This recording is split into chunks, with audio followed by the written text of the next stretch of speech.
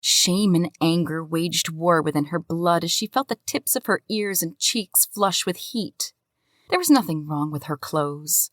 Admittedly, she'd worn the cream slacks and coat with her white shirt a couple of times, but she'd gotten them dry cleaned just the day before and they looked perfectly fine. The nerve of him! In fact, he said, his voice breaking her out of her thoughts, take Sunita with you. Who knows what kind of clothes you will end up choosing. I don't want you embarrassing me, trussed up in some tacky, unfashionable monstrosity, he said, dealing another blow straight to her pride and self-esteem after steamrolling her dressing sense and financial status. Shyna took a deep breath, trying to curb the urge to throttle the arrogant buffoon looking down at her, and gave her fakest smile to him. Yes, sir. Anything else? She asked, her smile still in place. She saw surprise flicker through his eyes before his mask became impenetrable again. So he was goading her, was he? The jerk! Fetch me coffee. Black, no sugar.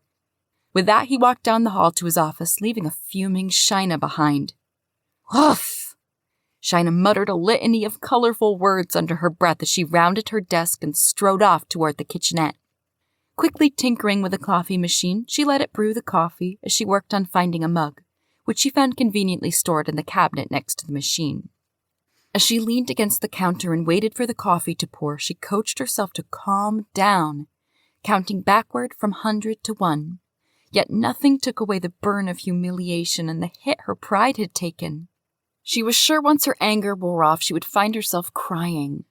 She hoped when the dam broke, the tears won't come in front of him or anywhere near him.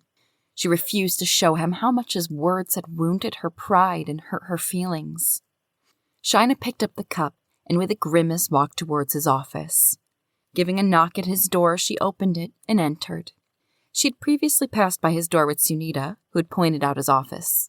However, they had not ventured inside. Shyna now gave it a studious look, noting the achromatic colors that gave the office a detached and cold finish, had it not been for the splashes of vibrant hues and different colors she saw in the paintings and little knickknacks around the space.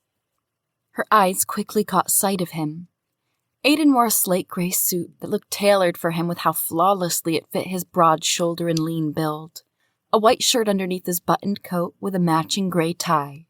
A pair of black leather dress shoes adorned his feet, tying his look together. The suit looked expensive enough to cover Shyna's yearly income, and then some, as did his shoes.